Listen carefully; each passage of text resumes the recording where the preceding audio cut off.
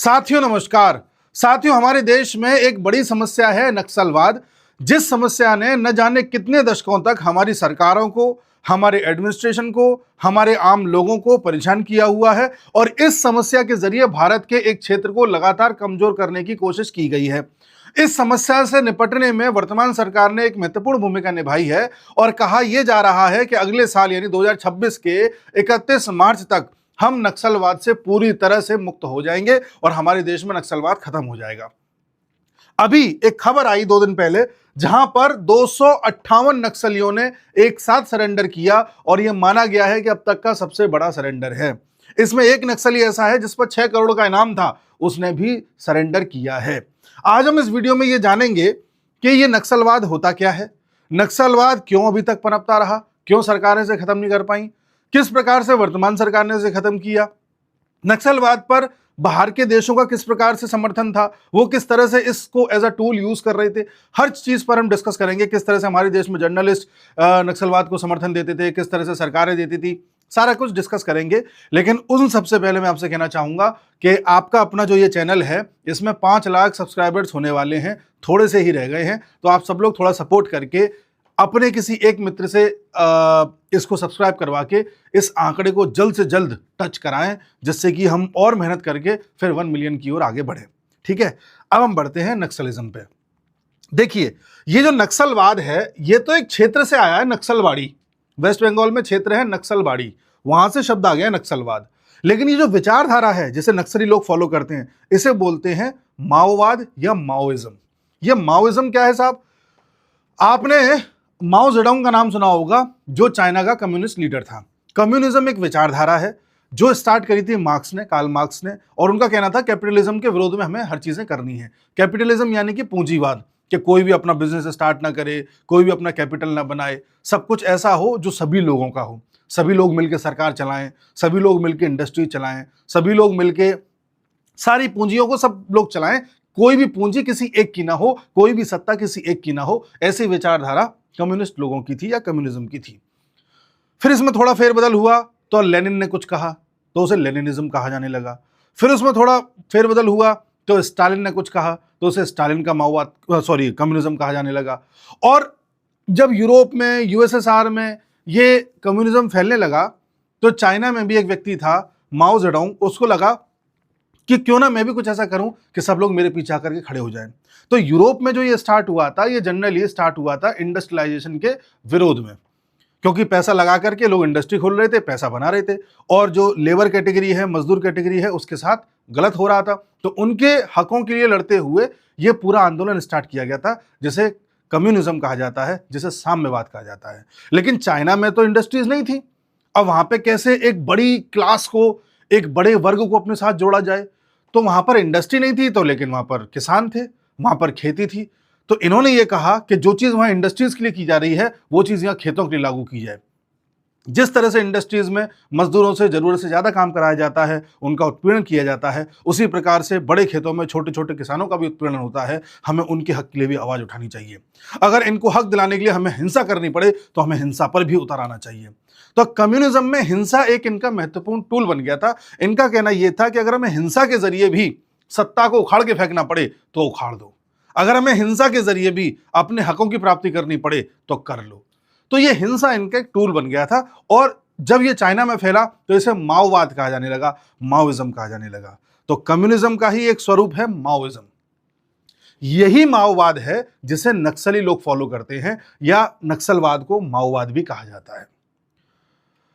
अब ये हुआ क्या था, इसका पूरा अगर मैं बैकग्राउंड आपको दिखाऊं तो 1960s में, 1960 के दशक में चाइना एक कोशिश ये कर रहा था कि कैसे भी भारत के एक क्षेत्र में अपनी इस विचारधारा को फैलाए और धीरे धीरे पूरे भारत को माओवादी बना दे। ऐसी ही कोशिश चाइना नेपाल में भी कर रहा था।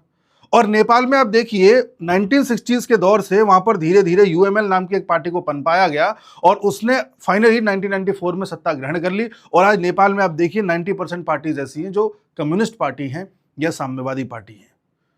तो नेपाल में भी चाइना ने उसी कालखंड में और भारत में भी उसी कालखंड में दस्तक दी। हर जगह पर एक ऐसे फ्रैक्शन पॉइंट्स को पकड़ा जहां से ये फैल सके।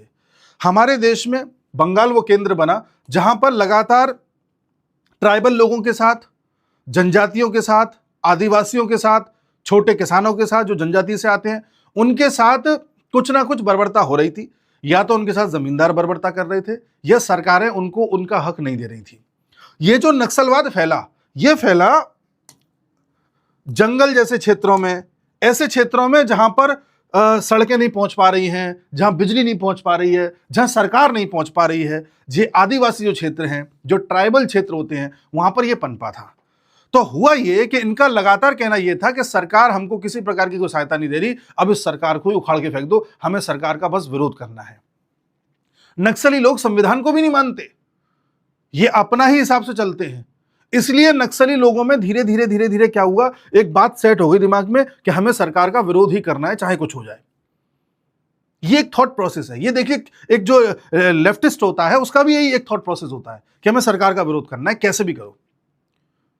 इसलिए आप देखते हो कि लेफ्टिस्ट, कम्युनिस्ट, साम्यवादी, इस तरह की जो फ्रेजेस हैं वो एक पर्टिकुलर माइंडसेट के लिए यूज किए जाते हैं। तो इन लोगों ने धीरे धीरे अपने आप को फैलाना स्टार्ट किया और फैलाते फैलाते ये पूरे देश में एक अच्छे खासे कॉरिडोर में फैल गए। बंगाल में जगह है नक्सलवाड़ी, वहां पर एक विद्रोह के दौरान 3 लोगों ने, जिसमें से एक है आपके चारू मजूमदार, एक है कानू सान्याल और एक है जंगल संथाल, इन सब ने मिलकर के आर्म्ड रेबेलियन कर दिया, यानी सशस्त्र विद्रोह कर दिया। और यहीं से इन्होंने लोगों में बात फैलाना स्टार्ट कर दी कि हमें अपने शस्त्र खुद उठाने होंगे, अपनी आवाज खुद उठानी होगी और हमें सरकार का विरोध करना होगा। फिर धीरे धीरे इनके साथ कई और छोटे छोटे ग्रुप्स बनते गए, कोई किसी विचारधारा का, कोई किसी विचारधारा का, ठीक है। और ऐसे कई प्रकरण आए जहां पर आप देखोगे कि इन लोगों ने कभी पुलिस वालों को मार दिया। जैसे इनके एक ट्राइबल किसान थे, वो एक जगह पर काम कर रहे थे और वहां पर जो जमीन उनको मिली हुई थी वो मिली हुई थी कोर्ट की तरफ से। कोर्ट ने जो किसानों के नियम कायदे कानून होते हैं उसके तहत उन छोटे किसानों को जमीन आवंटित की थी।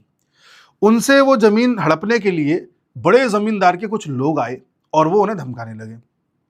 बाद में पीछे से पुलिस भी आ गई, पुलिस भी अपनी तरफ से इंटरफेरेंस कर रही थी। उस छोटे किसान को बचाने के लिए ये नक्सली लोग वहां पर आए और सभी पुलिस वालों को मार दिया। इस तरह की घटना हर साल लगभग कहीं ना कहीं देश के कोने में होती रही, जहां पर कभी कोई पुलिस वाला मारा जाने लगा, कहीं पर कोई पॉलिटिकल पार्टी का आदमी मारा जाने लगा, कहीं पर कोई डीएम को किडनैप कर लिया। मतलब इस तरह से लगातार प्रशासन के खिलाफ ये कार्रवाई करते रहे। मैं आपको एक क्रोनोलॉजी बताने की कोशिश करता हूं।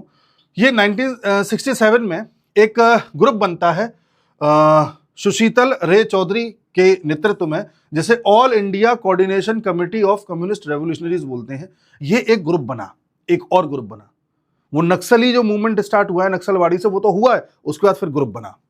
इसके बाद 1969 में एक कम्युनिस्ट पार्टी बनती है, जिसे communist Party of India Marxist Leninist बोलते हैं।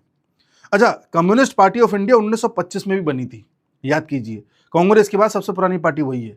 उसके बाद फिर 1964 में एक पार्टी बनी है, communist Party of India Marxist, जिसको सीताराम येचुरी लेड करते थे और वही है अभी केरल में जो शासन कर रही है।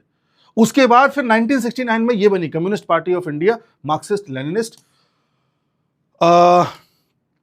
इसने अपना जो मूवमेंट है अन्य प्रदेशों में फैलाया।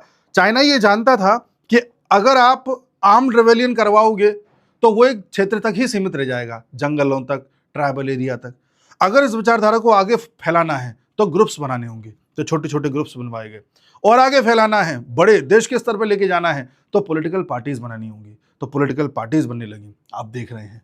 यहां से फिर चुनाव लड़े जाएंगे, धीरे धीरे लोगों में अपनी विचारधारा को आगे फैलाया जाएगा, देश में स्थापित किया जाएगा कि ये भी एक विचारधारा है, इसे भी स्वीकारा जाए। इस तरह से पूरा एक नेटवर्क तैयार किया जाता है। जब भी कोई एक बड़ा काम किया जाता है इस तरह का, नक्सलिज्म फैलाना है, माओवाद फैलाना है, कम्युनिस्ट विचारधारा फैलानी है, या कोई भी विचारधारा फैलानी है, तो इसको फैलाने के लिए सबसे पहले तो नेटवर्क बनाओ। किसी एक जगह चिंगारी लगे, उस चिंगारी को बड़ा करो, 3-4 जगह चिंगारी लगाओ, फिर वहां से 3-4 ग्रुप बनाओ, उन ग्रुप से फिर एक पॉलिटिकल पार्टी बनाओ, पॉलिटिकल पार्टी को लगातार न्यूज में रखो, तो एक टाइम के बाद एक्सेप्टेंस आ जाती है। ठीक है, जैसे मैं आपको एग्जांपल देता हूं। अभी एक हमारे देश में नेता बना फिर रहा है, वो 2000 15-16 के आसपास जेएनयू में बोलता था भारत तेरे टुकड़े होंगे, ऐसे करके उस ग्रुप में शामिल था। आज वो कांग्रेस का नेता है और लगातार, कन्हैया की बात कर रहा हूं, और लगातार वो अलग अलग सभाओं में जा रहा है, सब कुछ है, उसे खूब मीडिया का अटेंशन मिल रहा है, चुनाव लड़ रहा है, सब कर रहा है, लेकिन वो उस ग्रुप में वहां पे शामिल है, देखा गया, सुना है, सब कुछ है। तो वहां से उसने स्टार्ट किया, बार बार बार बार बार बार आता रहा। आज लोगों में इतनी एक्सेप्टेंस आ गई है कि चुनाव लड़वा रहे हैं उसे। उसी प्रकार से नक्सलवाद फैला। ठीक है, तो उसके बाद ये उड़ीसा में, मध्य प्रदेश में, आंध्र प्रदेश में, केरल में, फिर छत्तीसगढ़ में, बाद में जब मध्य प्रदेश टूटा तो उसके बाद फिर झारखंड में, बिहार टूटा तो बिहार में भी फैला। इन सभी प्रदेशों में ये फैलता चला गया धीरे धीरे। ठीक है जी, कई प्रोविंशियल कमेटी में ये टूटा बाद में, जो CPI-ML जो बना था। ठीक है जी, उसके बाद स्टूडेंट्स में पहुंचा, स्कूल्स में पहुंचा, वहां पर नक्सल विचारधारा पहुंची। ठीक है जी, उसके बाद सरकारों ने भी कदम उठाना स्टार्ट किया। वेस्ट बंगाल की सरकार ने अलग अलग मेजर्स उठाए, जहां पर पुलिस के जरिए कभी अलग ग्रुप्स बना करके इनको कुचलने का प्रयास किया, नक्सलियों को खत्म करने का प्रयास किया, लेकिन कर नहीं पाए। ठीक है, पैरामिलिट्री फोर्सेस का यूज़ किया, आर्म फोर्सेस का यूज़ किया, लेकिन ये चीज़ें हो नहीं पाई। फिर जब चारू मजूमदार की डेथ हो गई थी पुलिस कस्टडी में, उसके बाद CPI-ML फिर से कई ग्रुप्स में टूट गई, जिनमें से एक महादेव मुखर्जी फैक्शन बना और दूसरा CPI-ML लिबरेशन बना 1972 में। ठीक है, ये बनता रहा। उसके बाद 80s से 90s के बीच में आप देखोगे तो ये साउथ इंडिया में पहुंचा। साउथ इंडिया में जाकर के Communist Party of India, Marxist Leninist People's War ये बना, जिसको पीपल्स वॉर ग्रुप बोलते हैं। इसे बाद में बैन कर दिया था। इसको कोंडापल्ली सीतारामैया ने बनाया था। इसके बाद धीरे धीरे ये आंध्र प्रदेश उड़ीसा के बॉर्डर पर पहुंचा, फिर वारंगल में पहुंचा आंध्र प्रदेश के 1985 के आसपास। फिर आंध्र प्रदेश की गवर्नमेंट के साथ इनका टसल होने लगा अलग अलग चीज़ों पर। 90s में several incidents of mass murders happened in Bihar. Bihar में कई जगह लोगों की मृत्यु होने लगी, जहां पर माओइस्ट लोगों ने ऐसे लोगों को मारा जिनके पास जमीन थी या भूमिहार थे, इस तरह के। उसके बाद 2000 में आइए, यहां से इस डायरेक्ट एडमिनिस्ट्रेशन को चैलेंज करेंगे। सन 2000 में इनका एक आर्म विंग है जिसको पीपल्स लिबरेशन गुरिल्ला आर्मी बोलते हैं, ये बना। इसके बाद इनके पास छोटे छोटे आर्म्स थे। इसके बाद 2003 में इन्हीं लोगों ने आंध्र प्रदेश के चीफ मिनिस्टर हुआ करते थे चंद्रबाबू नायडू, उन पर अटैक कर दिया था। उसके बाद चंद्रबाबू नायडू ने इनको क्रैकडाउन करने के लिए पुलिस वगैरह का इन सब का सहारा लिया। फिर ये देखा गया 2004 में CPI माओइस्ट बन गई, यानी कि यही जो नक्सलवादी लोग हैं, जो माओवाद को मान रहे हैं, माओइज्म को मान रहे हैं, इन्होंने फाइनली 2004 में अपनी एक अलग से पार्टी बना ली जिसका नाम ही माओइस्ट रख दिया। पहले बन रही है मार्क्सिस्ट लेनिनिस्ट, फिर उसका एक फ्रैक्शन बन रहा है, वो ठीक अलग बन रहे हैं, इन्होंने फाइनली अपनी बना दी सब ये लोग।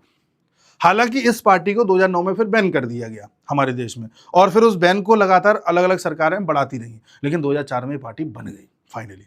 ठीक है, इसके बाद मैं आपको शॉर्ट में बता देता हूं, ऐसे एक एक घटना बताने से कोई मतलब नहीं है। मैं ये बताना चाह रहा हूं कि इनका एक्सपेंशन कैसे हुआ है। Policemen and security forces were targeted in ambushes using automatic weapons and improvised explosive devices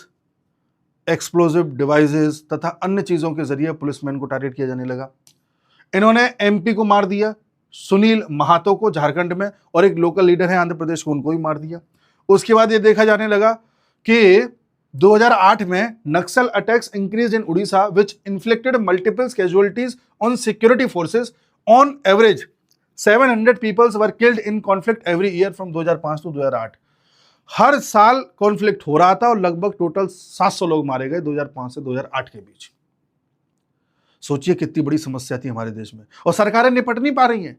कभी पुलिस फोर्स को एक स्पेशल पावर दे दी, कभी आर्म फोर्सेस को दे दी, कभी कोई ग्रुप बना दिया, कभी कोई ग्रुप बना दिया, लेकिन इनको डील नहीं कर पा रहे। क्यों? क्योंकि गुरिल्ला वॉर लड़ते थे।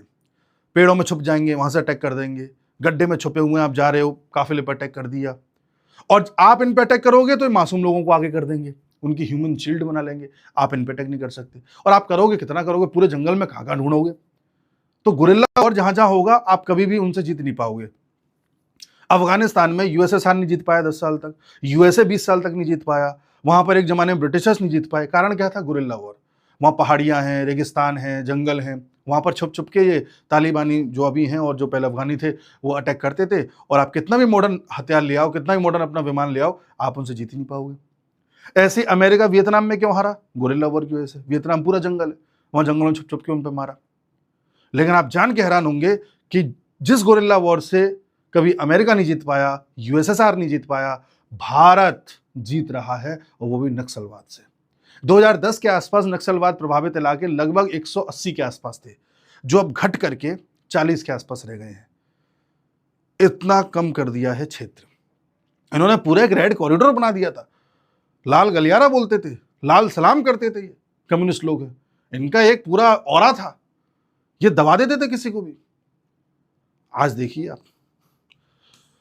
फिर 2009 से 2010 के बीच में ये लगातार बढ़ता रहा कॉन्फ्लिक्ट, और 1000 कैजुअलिटीज होने लगी एनुअली, प्रति वर्ष 1000 लोगों की जाने जाने लगी। इसके बाद आप देखेंगे 2009 में मिलिट्री ऑफेंसिव एक एक्शन चलाया गया जिसे ऑपरेशन ग्रीन हंट बोला गया, जिसमें लगभग 50,000 सोल्जर्स को डिप्लॉय किया गया 2 साल के अंदर अंदर, और उन सबको टारगेट दिया गया कि नक्सलवाद को खत्म करना है, लेकिन नहीं हो पाया उस लेवल पर। ठीक है, ये लोग क्या कर रहे थे? ये दंतेवाड़ा एम्बुश, 2010 दंतेवाड़ा बस बॉम्बिंग, बस में अटैक कर देना, कहीं किसी काफिले पर अटैक कर देना, ये सारी चीजें इनकी चल रही थी। एक बार डीएम को ही किडनैप कर लिया था इन लोगों ने। ठीक है, फिर 2010 में Karnataka was remove from list of Naxal affected states. 2010 में कर्नाटक नक्सलवाद से जो है मुक्त हो गया था, और मध्य प्रदेश की सरकार ने भी कहा कि हमने भी काफी हद तक कम कर लिया है अपने यहाँ पर। 2011 में central government announced that the number of Naxal affected areas were reduced to 83 district across 9 states. 83 district पर आ गए थे ये 2011 में। फिर देखो 2012 में जो नक्सली लोग हैं, इन्होंने एमएलए को किडनैप कर लिया जो कि उड़ीसा के थे, और उनको ये बोला कि हमारे जितने भी नक्सली लोग तुमने कैद कर रखे उनको रिहा करो। फिर 2013 में एक नक्सल अटैक होता है छत्तीसगढ़ में, जिसमें कांग्रेस के 24 नेता लोगों को मार दिया जाता है, जिसमें पुराने एक मिनिस्टर थे महेंद्र कर्मा, उनकी भी डेथ हो जाती है, और छत्तीसगढ़ कांग्रेस के चीफ थे नंद कुमार पटेल, उनकी भी डेथ हो जाती है। फिर 2010 में आप देखोगे ये 10 वाला जो पूरा दशक है, उसमें 2014 में आप देखोगे छत्तीसगढ़ अटैक होता है, 2017 में आप देखोगे सुकमा अटैक होता है, 2018 में फिर सुकमा अटैक होता है, जहां पर सिक्योरिटी फोर्सेस रिटेलिएट करने का प्रयास करती हैं, और हर बार माओइस्ट लोग ये कहते हैं कि हमारे जितने भी लोग पकड़े गए उन्हें छोड़ दो। इस तरह से ये लगातार चलता रहा, और अलग अलग देखो, फिर 2023 में दंतेवाड़ा बॉम्बिंग होती है, 2021 में सुकमा बीजापुर अटैक होता है। लगातार इनका अटैक होता रहा, बॉम्बिंग होती रही, हमारी फोर्सेस के ऑपरेशन चलते रहे। ये तो एक कांस्टेंट है। अब मैं आपको यह बताता हूं कि सरकार ने कैसे क्रैकडाउन किया। अमित शाह जब पावर में आए, होम मिनिस्टर बने, तो उसके बाद इन्होंने किस ऑपरेशंस अलग तरीके से चलाए जिससे कि इसको कर्व किया गया। अब तक आप ये समझ गए होंगे कि ये विचारधारा क्या है, किस तरह से इन्होंने अपने आप को फैलाया, और किस तरह से अटैक हो रहे हैं, कभी किसी पे कभी किसी पे। तो आप इनकी पहुंच भी देख गए हो, इनका काम करने का कार्यशैली भी आप देख गए हो। अब सवाल ये आता है कि हमारी सरकारों के पास सब था, इनके पास गोरिल्ला टैक्टिक थी, लेकिन फिर भी हम नहीं जीत पा रहे थे। कारण क्या था? पहला कारण तो ये है कि भ्रष्टाचार बहुत था। सरकार कोशिश कर रही थी, मनमोहन सिंह जी कोशिश कर रहे थे, उससे पहले की सरकारें कोशिश कर रही थी, लेकिन ग्राउंड स्तर तक आते आते वो कोशिशें भ्रष्टाचार में लिप्त होकर के नल एंड वॉइड हो जाती थी। दूसरा ये कि इन लोगों को इंटरनेशनल सपोर्ट बहुत मिला हुआ था। चाइना सपोर्ट कर रहा है पीछे से, उधर अमेरिका से सपोर्ट मिलता था, क्योंकि इन सभी को यह पता था कि हमारे देश में अगर क्षेत्र जितने ज़्यादा डिस्टर्ब रहेंगे उतना ज़्यादा इन देशों को फायदा होगा। देखो एक चीज़ दिखाता हूं, ये है, ये लाल पैचेस जो आप देख रहे हो, ये 2013 का नक्सली प्रभावित क्षेत्र है जो अब इतना रह गया है। ठीक है, मैं कंटिन्यू करूंगा अपनी बात को, पहले एक बात सुनिएगा। जब से हमारा देश आजाद हुआ है, सबसे पहले कश्मीर की समस्या पैदा कर दो भारत पाकिस्तान के बीच में, फिर थोड़ा आगे बढ़ोगे आप, नक्सलवाद पैदा कर दो। इसी बीच आप देख रहे हो ये खालिस्तान का मुद्दा पैदा कर दो। इसी बीच आप देख रहे हो पूरे नॉर्थ ईस्ट में इंसर्जेंसी फैला दो। इसी बीच आप देख रहे हो उत्तर प्रदेश इधर के क्षेत्र में हिंदू मुसलमान करवा दो। इसी बीच हिंदी तमिल का विवाद छिड़वा दो। देश के लगभग हर क्षेत्र को एक नई समस्या में उलझाए रखा गया। सुनियोजित चाल थी। तो जो ये नक्सलवाद है इसमें भी ये चाल फिक्स थी। पैसा कहां से आ रहा है? विदेशों से आ रहा है। कैसे आ रहा है? भारत में कई सारे एनजीओ खुले हुए हैं, वो एनजीओ के नाम पर पैसा मांग रहे हैं और सप्लाई कहां हो रहा है? नक्सलवादियों को। भाई हथियार कहां से आ रहे हैं नक्सलवादियों पे? बताए कोई? नक्सलवादियों को पहुंच रहे हैं, ठीक है, अन्य विचारधाराओं को आगे फैलाने में। अच्छा, नक्सलवादी जो लोग हैं, जो माओवाद को लेकर चल रहे हैं, जो विचारधारा को लेकर चल रहे हैं, अगर इसी विचारधारा को लेकर के कोई शहर में चलता है, कोई किसी यूनिवर्सिटी में चलता है, कोई किसी स्कूल में चलता है, कोई किसी जर्नलिस्ट के रूप में चलता है, तो उसे अर्बन नक्सल कहा जाने लगा। अर्बन यानी शहरी, नक्सल यानी कि नक्सल सोच। तो आज आप देखिए कई ऐसे लोग हैं जो बड़ी बड़ी यूनिवर्सिटीज में हैं, कहीं पर हैं, जो खुलेआम कुछ भी बोल देते हैं कि हाँ हाँ कश्मीर को आजाद कर देना चाहिए। ये अर्बन नक्सल सोच हमारे देश के अलग अलग सेक्शन में पहुंच गई थी। तो सरकार जब भी नक्सलवाद के विरुद्ध कोई स्टेप उठाती थी तो ये सब journalist, professors, human activist, NGO वाले, जाने कौन कौन सामने आ जाते थे कि अरे देखो ये किस तरह से आदिवासी लोगों पर अत्याचार हो रहा है, देखो मानव अधिकारों का हनन हो रहा है, इस तरह से रोने बैठ जाते थे ये लोग। तो सरकार नहीं कर पाती थी। आज भी आप देख लो, सरकार अगर कोई कदम, अब तो आप नहीं सुन रहे, लेकिन एक जमाना यह था कि आतंकियों के विरुद्ध अगर सरकार कोई एक्शन लेती थी तो बोल दिया जाता था कि आतंकी भी तो मानव हैं, उनको समझाया जा सकता है, उनको मारने की क्या जरूरत है। इस तरह की बातें कही गई हैं जी। देखिए, आप कहेंगे मैं ऐसे ही कह रहा हूं, journalist held on charge of links with Naxal, सब पे पैसा पहुंचता था, सब एक पूरा नैरेटिव चलाते थे। देखिए, DU professor Nandini Sundar booked for tribal men's murder, इनको 2016 में एक चार्ज लगा कि एक ट्राइबल मैन है, उसकी हत्या कर दी गई है नक्सलियों द्वारा, जिसमें इनका भी नाम शामिल था, नंदिनी सुंदर का। 2019 में पाया गया कि इनके खिलाफ कोई सबूत नहीं मिला तो इनको बरी कर दिया गया। इनका नाम कैसे आ गया? आप कहोगे नंदिनी सुंदर कौन है? नंदिनी सुंदर सिद्धार्थ वरदराजन की वाइफ है। और सिद्धार्थ वरदराजन कौन है? द वायर के संस्थापक। द वायर जानते हैं, अब आप सोच लीजिए। तो इस तरह से चीजें होती हैं। और एनजीओस को, जो एनजीओ लगातार पैसा पहुंचा रहे थे, चीजें चला रहे थे एनजीओ के नाम पर, उनको क्रैकडाउन किया गया। एनजीओ क्रैकडाउन करने के लिए सरकार कई सारे रिफॉर्म्स लेकर के आई, जिसमें एक बड़ा रिफॉर्म अभी 3 साल पहले लाया गया था कि अगर कोई भी एनजीओ विदेश से किसी भी प्रकार की फंडिंग प्राप्त कर रहा है तो एफसीआरए के नियम के तहत उसे दिल्ली की किसी ब्रांच में, जो एसबीआई की ब्रांच होगी, उसी में पैसा रिसीव करना होगा। ऐसा नहीं हो सकता कि आप मुंबई में बैठे हुए हो और अपने बैंक के खाते में डायरेक्ट पैसा मंगा रहे हो। नहीं, आपका एनजीओ बेशक मुंबई में है, लेकिन आपके एनजीओ के मुंबई वाले खाते में पैसा तब आएगा जब पहले दिल्ली वाले एसबीआई खाते में पहुंच जाएगा विदेश से। उसकी पूरी स्क्रूटनी होगी। फिर और रिफॉर्म्स लाए गए जिसमें यह बोला गया कि कोई भी एनजीओ के नाम पर ऐसा नहीं होगा कि कोई ब्रॉडकास्ट चैनल चला रहा है या कोई न्यूज़ चैनल चला रहा है या एनजीओ के नाम पर कोई इलेक्ट्रॉनिक न्यूज़पेपर खोल दे रहा है। ये सब नहीं चलेगा। अगर आपको किसी प्रकार का कोई न्यूज़ चैनल चलाना है या कोई इलेक्ट्रॉनिक न्यूज़ की सप्लाई करनी है तो उसके लिए अलग तरह के क्लियरेंसेस लेने पड़ेंगे। यहां क्रैकडाउन किया गया। ठीक है जी। तो प्रधानमंत्री कह रहे हैं कि हम माओइस्ट फ्री इंडिया होने वाले हैं, तो उसी क्रम में हम आगे सुनते हैं कैसे क्या हुआ है। तो देखिए, पहला, जहां से पैसा आ रहा है उसे काट दो। अच्छा, यूपी में भी जो योगी जी कर रहे हैं वो यही कर रहे हैं। यूपी में समय समय पर सुनियोजित तरीके से दंगा कराना, 5-6 शहरों में एक साथ लोगों को सड़कों पर आ जाना, ये सारी चीजें, कहीं भी कोई भी चीज होती है तो ये पैसे से ही होती है। कोई आदमी थोड़े पैसे कमाने वाला इतनी फुर्सत कहां से प्राप्त कर सकता है कि 5-6 दिन तक आंदोलन नहीं कर रहा है? इतनी फुर्सत हम पे नहीं है। तो जब भी आप किसी को कोई आंदोलन करवा रहे हो, हथियार दे रहे हो, स्लोगन दे रहे हो या उनको किसी प्रकार की सुविधाएं दे रहे हो, तो सब में पैसा लगता है। तो अगर इन चीजों को रोकना है, कर्ब करना है, तो पहले पैसे की चेन को तोड़ दो।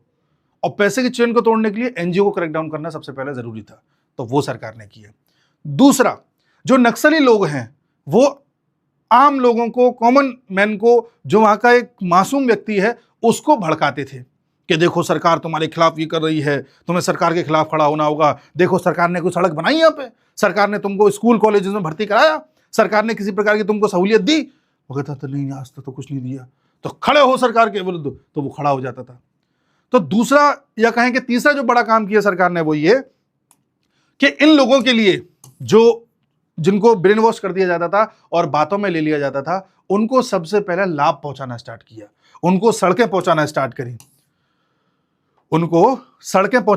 करी, उनके यहाँ बिजली पहुंचाना स्टार्ट किया, उनको राशन देने की सुविधा सुनिश्चित की गई, उनके लिए स्कूल्स उपलब्ध कराए गए, ज्यादा से ज्यादा स्कूल खोले गए, कई अलग से स्कीम्स लाई गई जो ट्राइबल लोगों के लिए थी, और ये सुनिश्चित किया गया कि जब उनका ब्रेन वॉश करने को आए तो 4 चीजें वो भी बता सके कि ऐसा कुछ नहीं है, देखो सरकार हमको ये सब दे रही है। इसके लिए मैं आपको दिखाता हूं। देखो 15 अक्टूबर 2025 को नक्सलाइट है वेणुगोपाल राव, जिसको भूपति भी कहते हैं, और इनके साथ 60 अन्य माओइस्ट ऐसे थे जिन्होंने महाराष्ट्र में सरेंडर कर दिया, और भूपति पे 6 करोड़ का इनाम था। ठीक है, तो देखिए 2017 में ऑपरेशन समाधान लॉन्च किया गया था, जिससे कि लेफ्ट विंग एक्सट्रीमिज्म, ये जो माओवाद है, नक्सलवाद है, इसको लेफ्ट विंग एक्सट्रीमिज्म भी कहते हैं, इसको कर्ब किया जा सके। ठीक है, इसके तहत प्रधानमंत्री ग्राम सड़क योजना, इसको तेज किया गया, सड़कें बनाई गई, रिमोट विलेजेस को मार्केट से कनेक्ट किया गया, एडमिनिस्ट्रेटिव सेंटर बनाए गए। 2023 तक 12,000 किलोमीटर की सड़कें बनाई जा चुकी थी, जिससे कि इन क्षेत्रों में पहुंच बनाई जा सके और उन लोगों को भी सुविधा दी जा सके। फिर दीनदयाल उपाध्याय ग्राम ज्योति योजना और सौभाग्य स्कीम के तहत सरकार ने यूनिवर्सल इलेक्ट्रिफिकेशन किया माओवाद अफेक्टेड क्षेत्र में। साथ ही भारत नेट प्रोजेक्ट के तहत इनको हाई स्पीड इंटरनेट दिया गया, और साथ ही डिजिटल सर्विसेज दी गई। अच्छा, इससे सरकार को भी फायदा था, सरकार जीपीएस के माध्यम से नक्सलियों को ट्रैक कर सकती थी, सरकार ने टेक्नोलॉजी का भी सहायता ली है। तो सरकार ने क्या क्या किया है, सबसे पहले आर्म फोर्सेस को ऑपरेशन चलवाए, उनको मजबूत किया कि आप ऑपरेशन चलाइए, टेंशन मत लीजिए, हम देखते हैं कौन किस तरह का माहौल बनाता है। मैंने बताया ना, जर्नलिस्ट लोग कैसे ह्यूमन राइट्स को लेके आ जाते थे, तो इन सब से मुक्त कर दिया और आर्म फोर्सेस से कहा तुम ऑपरेशन चलाओ। दूसरा, एनजीओ को क्रैकडाउन किया, उन पर पैसा नहीं पहुंचना चाहिए। तीसरा, लोगों को लाभ पहुंचाना स्टार्ट किया, सड़क, बिजली, ये सारी चीजें। ठीक है, तो ये आप देख रहे हैं। और चौथा, टेक्नोलॉजी का प्रयोग किया, जीपीएस, इंटरनेट, उनकी ट्रैकिंग, नाइट विजन कैमराज, इन सब का इस्तेमाल किया गया। Modi government also established Eklavya model residential schools for tribal children, जो आदिवासी बच्चे हैं उनके लिए इस तरह के स्कूल खोले गए, और 2024 तक देखा गया कि ऐसे 400 स्कूल खोले जा चुके हैं और काम कर रहे हैं। स्किल डेवलपमेंट प्रोग्राम चलाया गया स्किल इंडिया मिशन के तहत, और उन तक सुनिश्चित किया गया कि पहुंचे। मनरेगा, Mahatma Gandhi national rural employment guarantee act जो है, और पीएम आवास योजना है, इसके जरिए भी लोगों को लाभ पहुंचाने का प्रयास किया गया। ये स्कीमें पहले भी थी, लेकिन मैंने कहा भ्रष्टाचार के चलते नीचे तक नहीं पहुंच पा रही थी, सुनिश्चित किया गया कि पहुंचे। डायरेक्ट बेनिफिट ट्रांसफर जो स्कीम आई है, आज आप देख रहे हो सरकार कोई भी पैसा या कोई भी आपको स्कीम का लाभ देती है या किसी भी प्रकार की सब्सिडी मिलती है, तो डायरेक्ट आपके खाते में आती है। पहले नहीं आती थी, तो बीच में गायब हो जाती थी, अब डायरेक्ट खाते में आती है, तो वो सुनिश्चित किया गया। आयुष्मान भारत स्कीम के तहत हेल्थ केयर दिया गया, हेल्थ केयर की सुविधा दी गई कई सारे ऐसे लोगों को जो माओवादी क्षेत्र में रहते हैं या माओवादी प्रभावित क्षेत्र में रहते हैं। तो सरकार ने किया क्या है, एक्शन और डेवलपमेंट दोनों को साथ चलाया है, और धीरे धीरे हम ये देख रहे हैं कि लगभग 22 माओइस्टों को बीजापुर में और कांकेड़ में न्यूट्रलाइज किया गया मार्च 2025 में, 27 को किया गया नारायणपुर में मई 2025 में, और धीरे धीरे आप देख रहे हो 258 नक्सलियों ने सरेंडर कर दिया। ठीक है, इस तरह से अलग अलग चीज़ें चलाई गई हैं और क्रैकडाउन किया गया है। तो लगातार नक्सलियों का सरेंडर होना और उनके हथियार डाल देना ये बताता है कि किस लेवल का ऑपरेशन चला है। तो हमारे देश में नक्सलवाद से मुक्ति पा लेना या अगले साल मार्च तक मुक्ति पा लेना, ये हमारे देश की एक बहुत बड़ी विजय होगी किसी क्षेत्र में। आप ये जानिए, नक्सलवादी क्षेत्र हमारे देश में जो रेड कॉरिडोर बनाना चाह रहा था, वो सिकोड़ करके अब रेड पॉकेट्स रह गया है। ये बिहार, झारखंड, एमपी, छत्तीसगढ़, उड़ीसा, आंध्र प्रदेश, महाराष्ट्र में लगभग ज़्यादा फैला हुआ था। बाकी छोटा छोटा कर्नाटक में, केरल में, तमिलनाडु में, यूपी में, थोड़ा आपका पंजाब में, इधर उत्तराखंड में, थोड़ा नॉर्थ ईस्ट में भी था, जिसको पूरी तरह से न्यूट्रलाइज कर दिया गया है। तो आप जान रहे हैं कि समस्याओं का समाधान डायरेक्टली मार देना नहीं है, समस्याओं का समाधान कई सारे बिंदु एक साथ लेकर के चलना है, और सबसे बड़ा है फाइनेंशियल क्रैकडाउन, तब जाके समस्या का समाधान होता है। इस तरह से विदेशी लोग पैसा पहुंचा करके लोगों को इस्तेमाल करते हुए, हमारे देश की कमजोरियों को इस्तेमाल करते हुए हमारे देश में आग लगाते थे, हमारे देश को लड़वाते थे, हमारे देश को तोड़ते थे। हमें ये समझने की आवश्यकता है कि एक नक्सलवाद तो उदाहरण है, न जाने ऐसे कितने प्रकार हैं जहाँ से विदेशी ताकतें हम सबको तोड़ने में लगी रहती हैं। तो हमें ना किसी जाति में बँटना है, ना धर्म में बँटना है, हम सबको एक रहना है, सही को सही, गलत को गलत कहना है और हर चीज़ को वेरीफाई करना है। यही मैं कहना चाहूँगा। वीडियो लंबा हो गया है और आप लोग प्लीज़ सब्सक्राइब करवा देना जिससे हमारे 5 लाख हो सकें। मिलते हैं अगले वीडियो में, तब तक के लिए नमस्कार।